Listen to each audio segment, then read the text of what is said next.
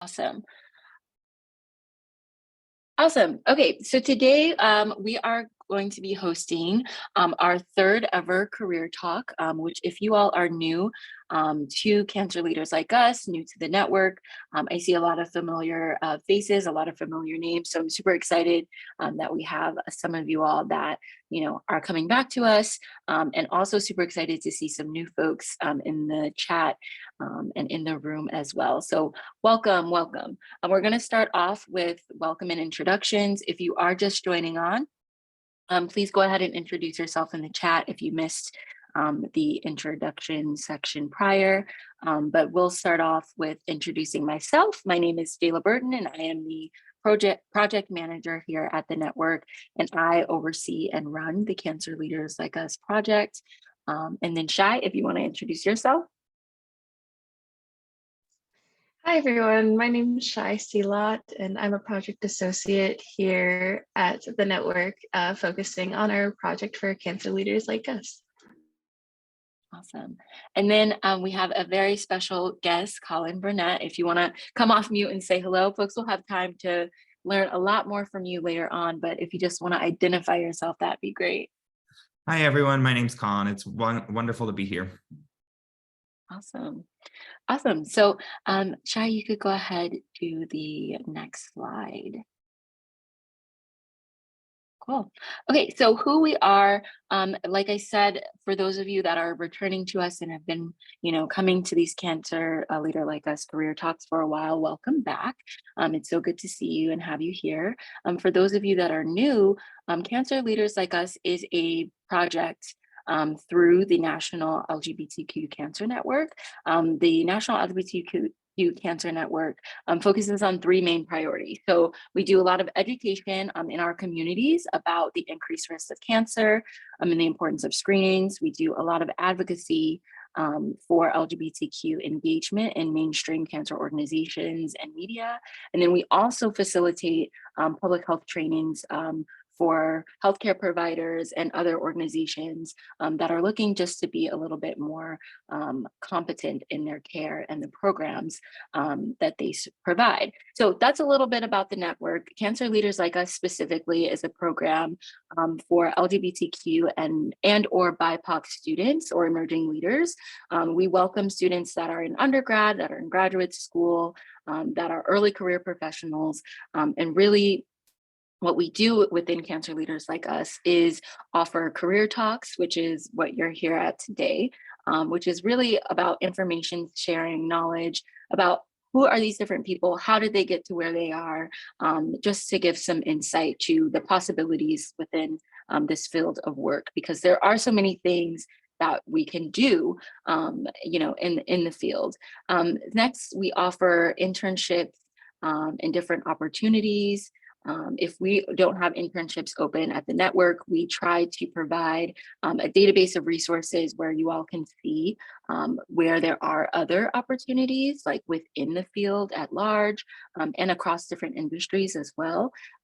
We also offer, networking events and things like that. So that's a little bit about what we have to offer at CLU. And then after we have our kind of conversation with Colin, we will go into, some of the things that we're doing that you can get involved in. There's a lot of exciting activities going on, and I'm really looking forward to, still getting to meet folks and learn about what you're doing and things like that. So I will take a pause and then we will go into kind of our conversation with Colin.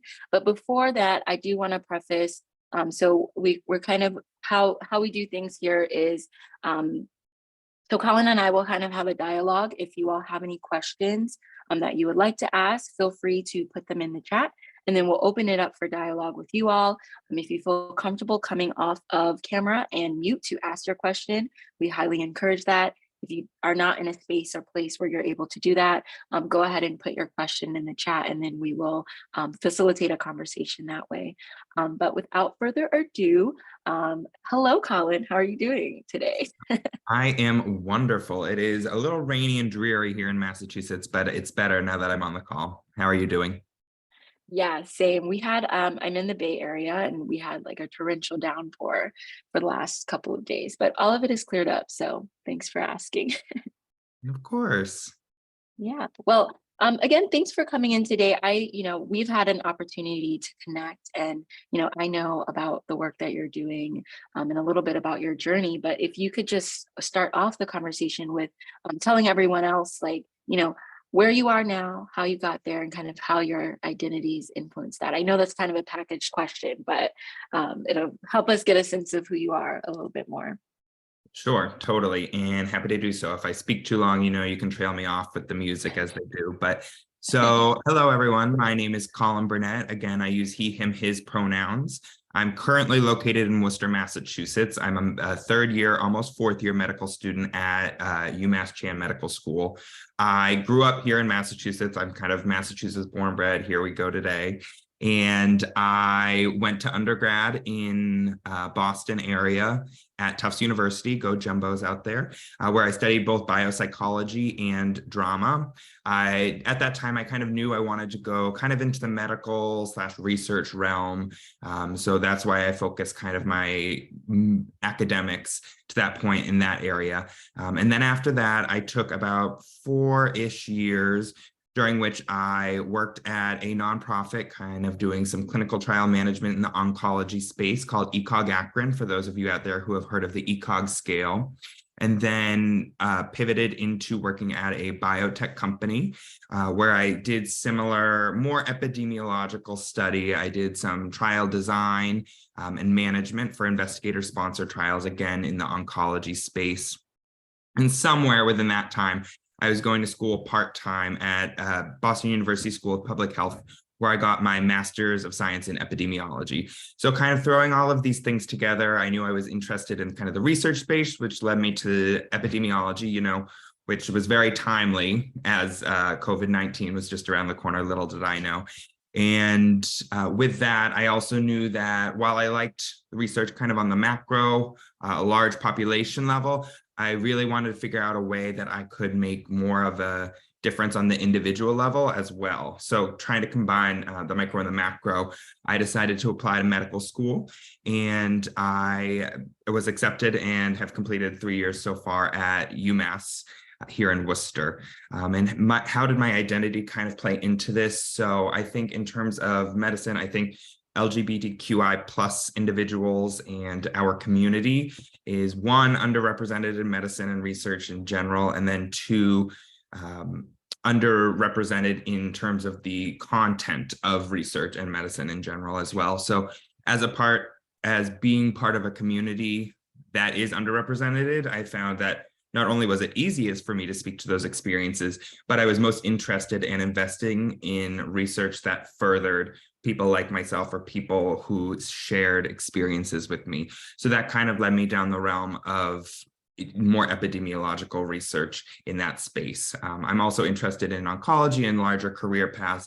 So kind of finding the mesh or the mix of those two is kind of where I landed my research today. Cool, cool. What a journey. And then, so I guess my next question for you is, so can you tell us a little bit about your experience in, I think you mentioned the nonprofit sector and also the biotech sector. But, I think as someone that's also navigated through undergrad to grad program, like taking a break to have experience like in the field is really important and impactful, and allows you to go into your education being a little bit more intentional. So I would love to hear about like some of the takeaways that you had from working in both the nonprofit and biotech sector prior to going into med school. Sure. And so I'll preface this by saying immediately coming out of undergrad, top of mind was, okay, when do I go back to school? Because I think there's this kind of conditioning that at least I was privy to growing up throughout high school and throughout undergrad, which I was fortunate enough to attend, where you continue education to a point at which you reach your peak and then you kind of do a career. That's the formulaic route. And what was difficult for me to learn But I learned through doing these kinds of experiences is that not only is everybody's journey not the same, but it's also very non-linear for everybody. No matter how much linearity someone says they have, I truly believe everybody has some version of a non-linear path. And so for me, it was hard for me to kind of understand and accept that I wasn't going to continue that model, but I felt that not only was this an opportunity to get real, quote unquote, real life skills, living on my own, where I made my food, made my schedule, did all my transportation outside of the college dorm, college setting, but also gave me the opportunity to figure out what I was most passionate about. I had the sense that I wanted to go into medicine and research, but I wasn't positive. And, if I attended a program that, wasn't a great fit for me at a high cost, that wouldn't have been as advantageous to my self-learning and introspection as it would be starting off at a career opportunity, for lack of a better term, that could give me similar skills, similar academic and educational experiences without the accountability or without the price tag as well. So starting off kind of in the nonprofit sector, I was able to see, like, what do I like about this? What do I not like? Then pushed me to kind of go back to grad school first for my master's, and simultaneously kind of shift into more of a private space where I could hone kind of some of my skills, both life skills and academic skills, a little further. Awesome. Thanks for sharing that. And then, so now that you're, in your program, you're, deep in there, 3 years, which congratulations. And yeah, that's such an achievement to be able to do. But so, through your school, and even outside of school, if you have any, supportive people or programs or systems that have helped you get this far, and then also, if any of those people, programs, or systems have specifically, been supportive in the area of work that you want to go into. Can you speak a little bit to those? Sure. And I think that those are a plenty. So I think I'll kind of divide it up. So I have, I grew up in Massachusetts, so I have a lot of familial support, and I'm very fortunate and very lucky to still have really great connections with both my immediate and extended family who live here in Massachusetts. So throughout this longitudinal process through to schooling as I have today, I've had them. I have a partner who's very, very supportive with me throughout this whole process as well. But in addition to that, I do find myself, at some point you have to turn off your academic, or you have to turn off your work brain a little bit and kind of have the communities that help you function, help you recharge those social, those introvert, those other kinds of batteries to make sure that you are your best self in those other spaces like academia. So I think some of the spaces, even, before I came to medical school, finding my way into a lot of specifically queer spaces. I am the captain of a gay kickball team that's been in the Boston area. So I've been doing that for almost 4 or 5 years now. While I was at my biotech space, there's this larger Boston community called OutBio that recruits anyone under the LGBTQI plus umbrella, just for networking, for conversation and sharing experiences, what it's like to be in that field, but also have this kind of shared identity, shared experience of being in that community. And then kind of also here at UMass, we have QMass, which is a queer identifying individuals group, as well as, figuring out how to introduce this to my academics, not necessarily inside the lecture hall, but through research. I see Bill Jesdale's on the line, and he is one of the professors with whom I've worked more extensively while I've been here. He leads a sexual and gender minority working group, for lack of a better term, and that just goes over upcoming research, new projects that students are working on throughout the university here at UMass. So that's been also an outlet for not only supporting my more research side, but also endorsing and saying, yeah, the work that you are doing kind of in the LGBTQI plus space is important, it's valid, and it's necessary. So between kind of encapsulating those queer spaces that I've been able to infiltrate, I will say, as a member of the community, in addition to my familial and friend supports, I think that I've been very fortunate to feel very well supported through this journey. Good. Awesome. And thanks for coming off camera and giving everyone a wave, Bill. He's also a part of our board. But that's really cool. And then I know that, through that working group that you were working with Bill on, you were able to look at the National LGBTQ Center or networks out survey data set. And so I would love if you could talk a little bit more about that, because I think that might be of interest to folks that are, looking to go do more research or even work in with SOGI data. SOGI data can be used for research, but it can also be used for program development as well. So I think it's, important across the board, but would love to hear about your experience, working with that data set and a little bit more about that project. Yeah, of course. So I came across this data set, at the very tail end of my first year of medical school. I, had done a lot of epidemiological research and training prior to medical school, hadn't really sunk my teeth into any projects here. And I just connected with Bill and he said, hey, there's this really unique data set, one of the largest or the largest of this unique kind to date. Why don't you take a look at it, see what you're interested in, and we'll go from there. So since then, we've been working together on this project, which, rolled into a larger on-taking, which was actually presented through a poster at AACR recently.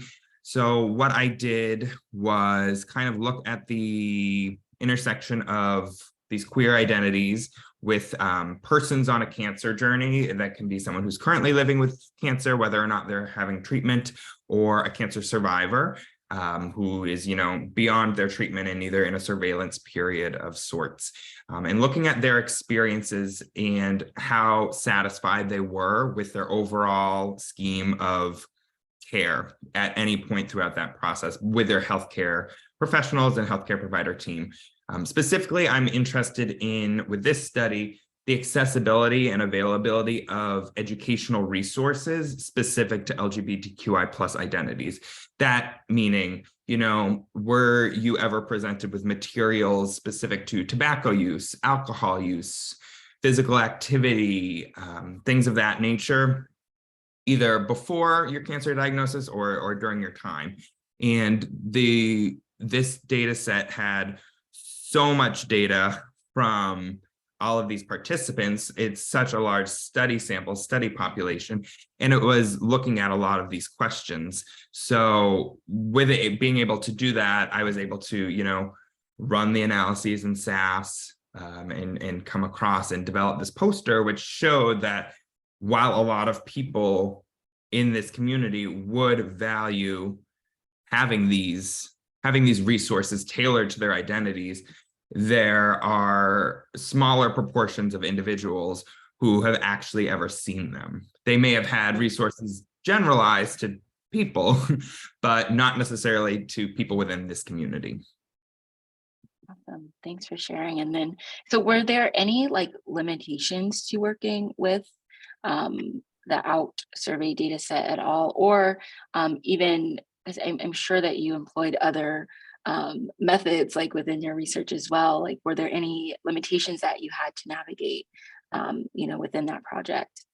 Sure. So I think the two main things that we had to consider as we were navigating through the project were, one, the idea of satisfaction as a variable, as an outcome measure, is so multifactorial and so intersectional that there are so many potential confounders, both known and unknown, whether they were measured or unmeasured. So it's kind of hard at the end of the day to say what makes someone satisfied or not, whether the presence or availability of this educational material or lack thereof was the causative factor. And again, we're never saying anything's causative in these associations, but how much of a role that played in satisfaction. So only having one dimension of satisfaction represented within the survey was one of the things that we had to navigate. But again, this was and is one of the biggest survey data sets in this area. So where else, this is what we have, and it's our best representation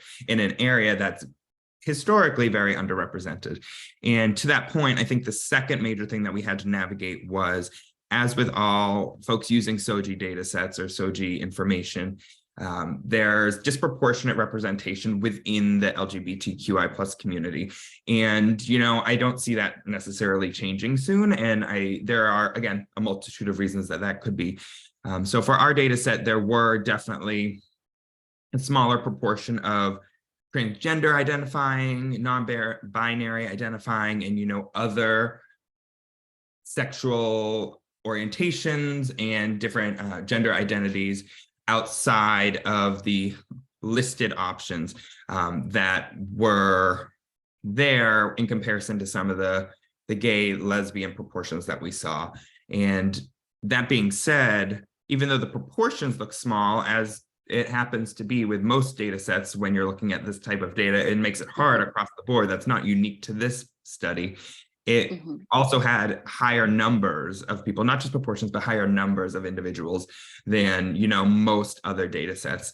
Given so many others, not global, but national data sets that we do have some of this data, you're still seeing far fewer numbers of transgender individuals or non-binary individuals who are responding with that kind of information. So it, in the end, was still a positive thing, but it's just something to think about in the future, is how to engage different parts of our community in conversations like this as well. Awesome. Thanks for sharing that. And then, so I know that, you are recognized by AACR, which, for those of you who don't know, is the American Association of Cancer Research. It's an alphabet soup of acronyms, but you were recognized by them earlier this fall. And so I'm curious to know, like, how does something like that happen? Did you present at the conference and then you were just approached and they were like, this is awesome, let's cover this? Or do you kind of know like how that came to be? Sure. So I wouldn't say I'm on the inside, but I would say I found out a little bit of it before attending the conference, actually. So it was pretty wild in the sense that, as with other conference presentations, I submitted my abstract for consideration for a poster presentation. And, within a week or 2 weeks after receiving the decision that I'd been accepted for presentation, after I've been like, oh yeah, man, let's go. They reached out via email and said, hey, your abstract was flagged as something that's potentially like news breaking, I'll say. So they wanted to conduct a separate interview with me, and they timed it out. So our interview was done well in advance of the conference itself, but they were able to launch it with the appropriate liaisons, et cetera, so that it went live around the time of regular field or news coverage of the conference itself. So kind of that cascaded throughout a couple different avenues. After I did the interview with AACR. Throughout the whole process, I'd had UMass on, kind of the PR team involved. So once they got wind of this, they were like, oh, maybe we should do that as well. So then I went through the process here at UMass as well. And from there, between the two major interviews, I had different individuals from organizations attending AACR who would reach out for question or reach out for me to write pieces or consider things that they were talking about in their news as well. Just kind of, they said, oh, I wouldn't call myself an expert, but someone who's knowledgeable in the area with these new findings. This is worthwhile to cover in our own news. So, and that was a really, really cool process to go through. Yeah, I know Shai just put in the chat that, yeah, I had no idea. I've gone to so many conferences and I never know what the inside scoop is on like how they decide what gets featured. But I imagine as like the work that deepens, in this field is going to be, more likely. Like there's always things when you don't have, as much data. And I know that's something that we've been advocating for, like within the field of LGBTQ and SOGI data research, like, I think that's going to be more of a thing, because the more data we have, the more that we're able to deduce from that, and the more, I think, groundbreaking it is for other folks that are not a part of the community. But that's worthy because that moves the needle on a lot of different things, policy-wise, program-wise, and et cetera. So awesome. Thank you so much for sharing that. And then So my kind of next question for you is, so what advice do you have for, students that are kind of in their process of, starting to develop their either capstone projects, figuring out, they're moving into like kind of their dissertation portion. And mind you, we have so many different students that, come through CLU for support, and, their capstone projects and other things may look different. But what advice do you have for folks that are kind of trying to hone in on what exactly they want to look into at this stage in their academic place, I guess is the best way to say it. Sure, totally. So I think I have a couple recommendations. My first one is, if you're at all interested in this space, definitely take a look at the OUT survey. There's so much data in there that can be mined and so much insight we can like ascertain from it that I think the options are endless. So if that's anything I've been talking about in the persons on a cancer journey space is interesting to you, this is my small plug for the OUT survey. My second piece is, as you're trying to discern what kind of research you're interested in doing, be it in this queer community space, BIPOC space, some confluence of the two, or something completely different, is, I have found much success by finding a mentor or finding a faculty member or finding an administrative friend within whatever institution or organization you're part of. And, just taking 15 or 20 minutes and picking their brain, saying, how did you get to be interested in what you're interested in or doing the work you're doing? And as they're saying that, say, oh, okay, that aligns with what I like, or, you know what, never mind, that doesn't sound kind of like what I want to do. And what I've done throughout that, and throughout, this is my, third university, higher graduate, whatever university now. So as I go through and have those conversations with people, as I did research with people in undergrad and my master's program, I kind of keep them in my back pocket. So I say, oh, okay, I liked these things from that experience, but I didn't like these things. How can I configure it into my next one? And I reach back out to them. I say, oh, okay, I really liked this one thing at BU. Let me reach out and see if they have a connection somewhere. And it kind of trickles down like that. It was about 3 or 4 individuals in faculty that I'd discussed potential epidemiological research with before I was pointed in Bill's direction, simply because I said, hey, I identify as gay. I have an interest in this population. I'm also really interested in cancer survivor experiences. Let's see where that can go. And it turned out that Bill was a wonderful, endless, invaluable resource in that respect. So it really, once you find someone who's gonna that not only validate what you're interested in, but also help you reach that point and say, oh, okay, like the work I'm doing is valid, it's needed, and it's important. I think once you find that out, then that's huge. Because so many times I think in research, I get so into the nitty gritty of research questions and data points that I say, you know what, I'm focused so specifically on this one thing. It's impossible that anybody else could be thinking as specifically or as nuancedly as I am. Like, is this really something that's needed? Is this really something people want?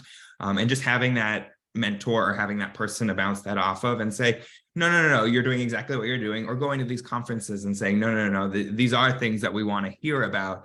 That's what's been really gratifying for me in that experience. So I encourage you to, 1, check out the OUT survey, and 2, find a person or multiple people. I can be that person if that's helpful for you, to bounce ideas off.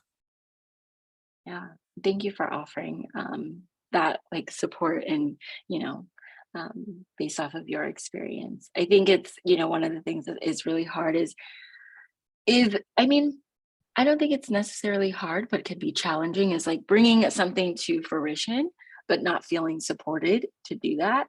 In my experience, I found that if I start telling people this is what I want to do, even if they're not doing it, they might know someone else that is like, oh, I know like a really good person that's like really deep within that work. Let me connect you to them. And so no dream is too small. I know that is very cliche, but there are people that are doing, this work and looking for student support as well. And there's a lot of, like, I know I worked on a lot of research projects where we're like, we need a graduate student researcher or undergrad, research assistant. And people have gotten those positions through word of mouth. Like, they've never been posted. It's just like word of mouth.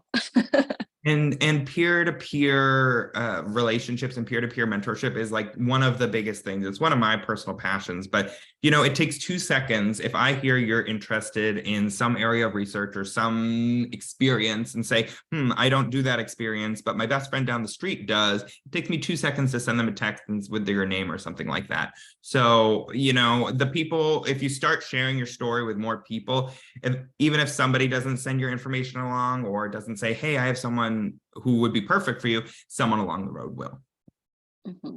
Yeah.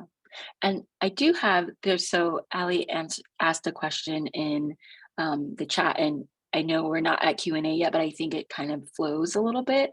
But Ali said, if you could share how you got access to the survey or the data set, that would be helpful. And if I'm not asking your question correctly, please feel free to correct me, but I think that's what I'm getting from that.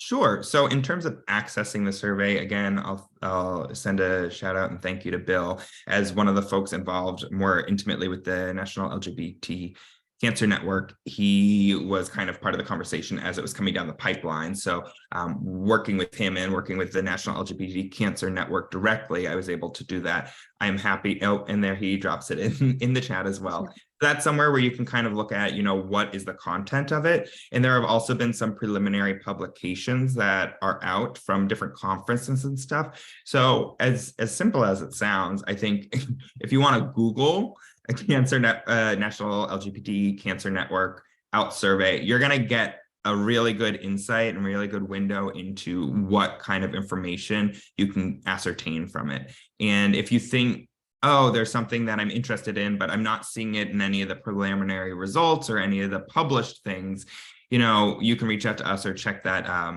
Cancer Network link that Bill posted and get more information. Awesome. Thanks for sharing that. And then, okay, so we'll kind of close it out and transition into Q&A just in case other folks have questions. But my last question for you is, what is in the pipeline? What is next? And where could we see Colin in the next couple of years? Sure. Hopefully everywhere on your TVs, that's the goal, right? No, but in all honesty, next steps are, so I'm finishing my 4th year of medical school. And through that, I'll be, really on the grind for the next 6 or so months, submitting my residency applications. I'm right now kind of torn, unsure, every day I lean a different way, but I'm torn between pediatrics and OBGYN and figuring out kind of which space I want to go into for the rest of my career. But regardless of which way I go, I hope to include queer medicine and furthering research in this community as integral to that residency career path.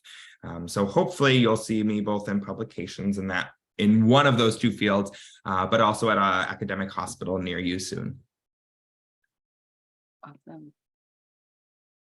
Thanks for sharing that. Yeah, of Okay, course. I guess we can open it up for Q&A because I could just have questions for days. But if anyone else has any questions, please, for Colin, please feel free to come off camera or, come off mute and ask, or drop them in the chat. I guess, and while we're waiting for folks to step up, oh, let's see, I think we have one. Okay, I'll put mine on hold because I don't want to dominate. But Marina says, given your current knowledge and experiences, what advice would you give to someone just starting to work with and recruit marginalized populations, especially queer populations? Sure. So I think my first advice would be, especially when working with communities that you are a member of, I think it's easiest to start from your experiences. I think, in theater, there's this in improv, there's the comment of yes, the concept of yes and then also there's like the I feel statements. So if you start your research, once you figure out what you want to do and say, I feel, and thinking about what it is, what question you want to ask, starting from within your own community and saying, here's how I feel about it, and talking about that with people in the community, specifically if you're trying to recruit folks to a study, to a survey, things like that. And because recruiting people, you have to know what you're recruiting them to and the kind of impact it could have on you as a member of a community, just as it would impact them being a member of that, especially a marginalized community as well. And when we start talking about medicine in particular, especially in the political age that we have now, there's a long history of medical distrust within the system that we have. So being very conscientious, and I think just it was specifically with recruiting, demonstrating comfort or a more conscientious approach to what you're asking individuals to do is always helpful. And then if you're just starting to work in the space, if you're interested in, again, to allude back to the previous questions, figure out what you want to do with it. Look at surveys that have been done and say, is there a question that hasn't been asked about SOGI realm that I want to ask? And then, go from there. Once you have a point of interest, then you can start expanding it, and you expand it to a point and you say, wow, no one, this data doesn't exist anywhere. I guess it's time for me to start collecting that data. And you'll have gained the experience of being on both sides of the recruitment and the recruiter to understand how that's going to impact the people being recruited. Happy to clarify further if that didn't answer the question. And then also I would just add to that, I am a very strong proponent of community-based participatory research.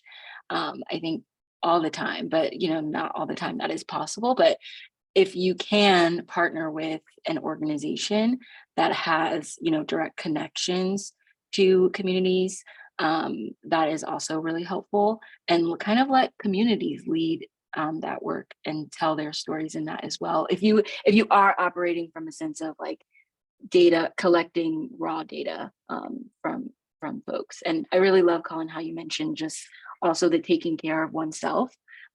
If you also hold those identities and you're researching a community that aligns with that, because it's hard work, one, and you might not also, at the end of it, you might find things that might be harmful to you as a person. So yeah, protecting yourself as much as possible as well. Those are my 2 cents. Bill had a question. Loving your nails. If you feel comfortable, is there a story behind your color choice? And to be quite honest, there was not a particular story behind it. It was merely that this color would match with almost anything that I wore. And that sometimes at the end of the day, you got to be fashion forward. Mm-hmm. I love it. Awesome. Okay. I don't know if anyone else has any questions, but feel free to put them in. But I'm just gonna kind of transition to kind of closing off this part of the meeting. But so thank you so much, Colin, for coming on and sharing your experience. I know you have extended yourself to folks if they would like to connect with you, and I would encourage folks to take Colin up on that offer, because it really, a lot of this work has to be done together for it to be successful. And also, like, I know there's a bunch of you that are wanting to go to med school, exploring other options or exploring queer research, and it might look differently for whatever it is that you're going into, but I think still very relevant. So if it is of interest to you to extend yourself or to accept Colin's invitation, please do so. But yeah, thank you so much. Yeah, of course. Happy to do it. I dropped my email into the chat. Feel free to email me, message me, carrier pigeon with any thoughts, comments, questions you have, either regarding anything I talked about today, research in general, be it in the queer space or not, or medical school. It's a hard journey to, one, figure out you want to go, and then 2, if you decide to make that decision, then it's hard to navigate it alone. So make sure you don't feel alone, and I'm here to help with whatever. Or if you just have a better color you think my nails should be. So thank you, and thank you for having me. Yes, thanks so much. Cool. Okay, so we're going to transition into this part of the event where we are honoring a few people today, and this is a little bit new. Usually we just close out with announcements, but we have some really awesome stuff going on, and I do want to give folks, the accolades that they deserve for all of the things that are happening. So I will say the first one that we have is, I think last time we met, we had a call out for an internship position with Clue. And so I just wanted to announce that we do have an intern, Amar, which I'm not sure if Amar might be on the call, but I'm not sure is able to say hello. So we put this lovely picture of him here, but he is helping us with developing our student advisory committee and facilitating that. Is currently at Rice University and is an undergrad student studying biosciences and social policy analysis and just doing amazing other things within that academic institution as well. So Amar, if you have a chance to say hello, please do. But if not, please don't go out of your way if you can. I know you were just calling in today. But yes, so everyone, this is Amar. You'll see him reaching out to you and stuff like that. I saw you come off mute, so I'll give you a moment. No, I'm in clinic, so sometimes there are like babies crying in the background, but nothing going on right now. But yeah, thanks for the kind words. If you guys have any questions about the student advisory committee, like feel free to reach out to me, or if you have any questions, I'm happy to help out. Yeah, and then Amar's email is right there on the slide. So yeah, just let us know what you need. Okay, you can go to the next slide. Okay, we also had an amazing contest last semester where we asked, this is the first contest that we've ever had. And we had such a hard time deliberating, reviewing all of the submissions, but we do have some winners, and I think I'm not sure who's here today. I think Kelly, I did see Kelly here, but we have, anyways, I'm going off on a tangent.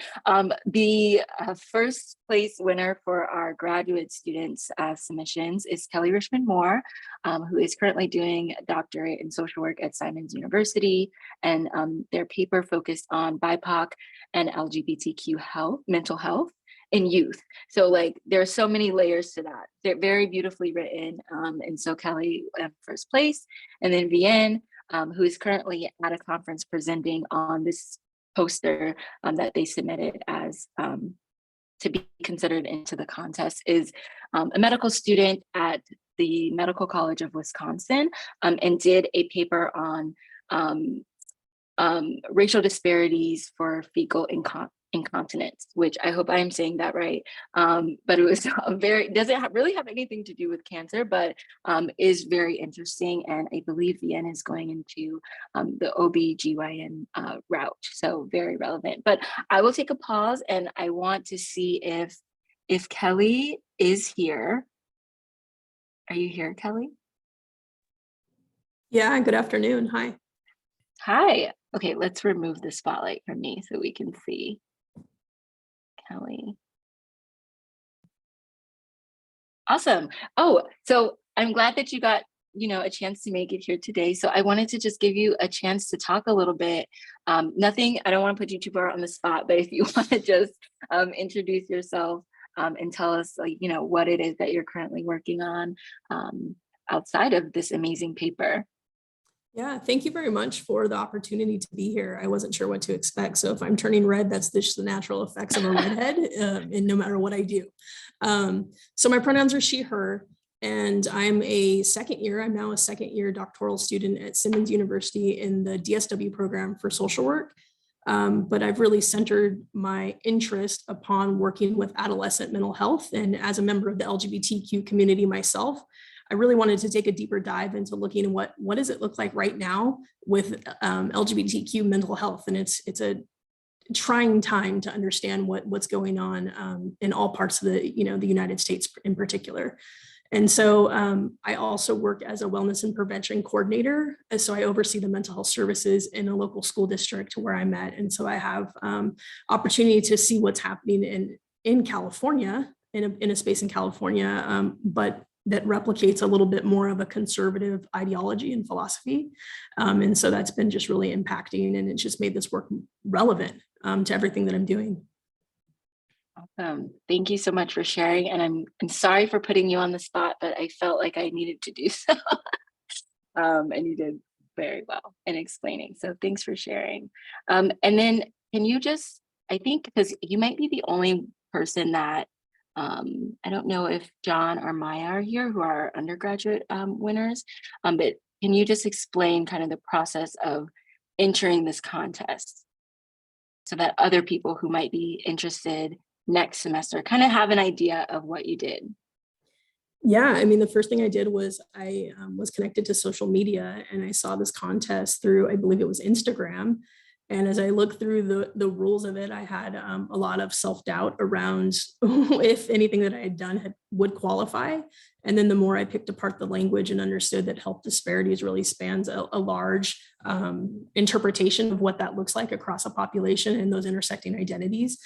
What I did is recognize that I didn't have to do an additional assignment. And so that's what my fear was at first. And so as I reached out to the faculty member who had assigned that literature review, I'm at a school, so I apologize for the bell.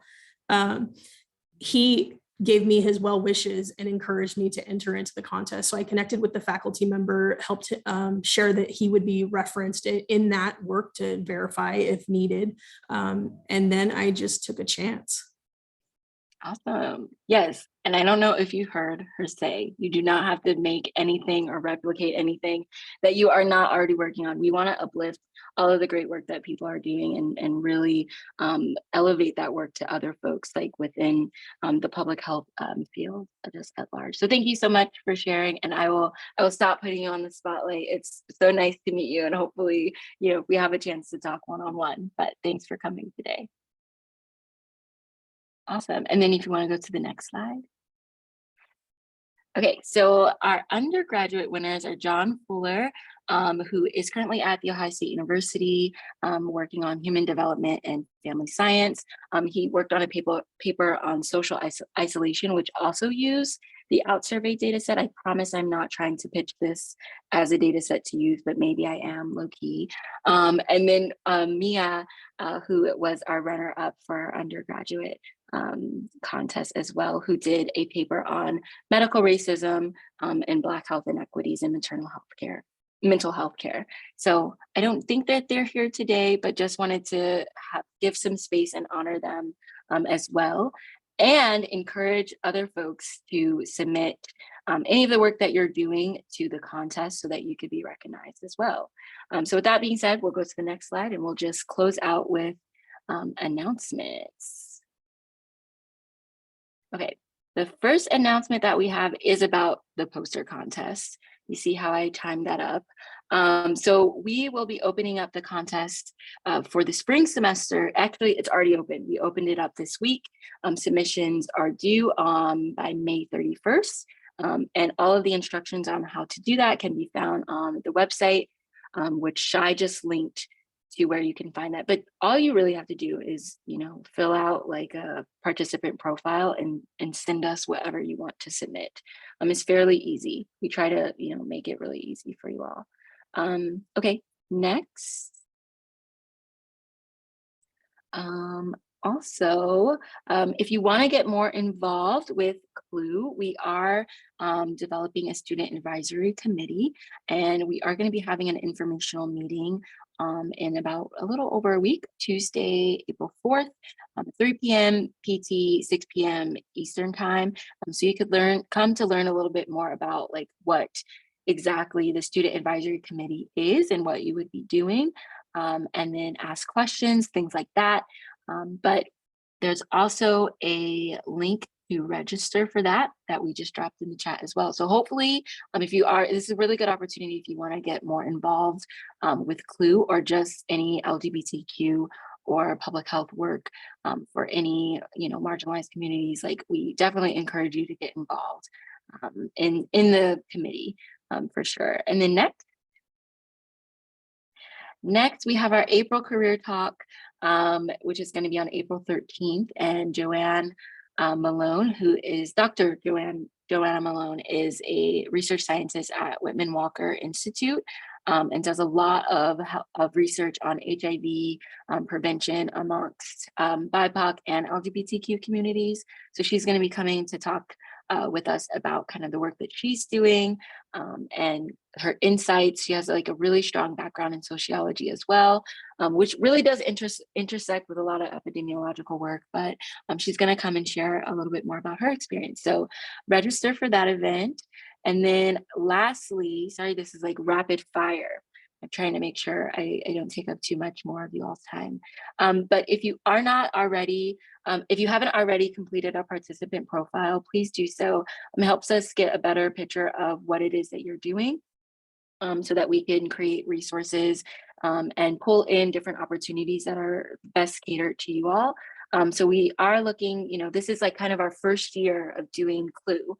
And so we really, in order to do this work, like we want to know what it is that you all need and connect you all with that. So filling out a participant profile basically just means that, you're interested in different internship opportunities, that you are potentially interested in having a mentor, some of these, the different aspects of a program that are a little bit more catered as opposed to just, general information sharing. So if you are looking for more tailored resources, please fill out a participant profile. And then I will pause there because I've just been talking a lot. But I think that's it from me. Again, I wanted to say thank you so much to Colin, and thank you everyone else for coming today. We will be sending out a recording of the talk. So if you want to share it within your networks, please feel free to do so. And then reach out to me, Shai or Mara, if you have any questions about anything specifically, but we'll see you next month, hopefully. Alrighty, everyone. Have a good one. Thanks for coming.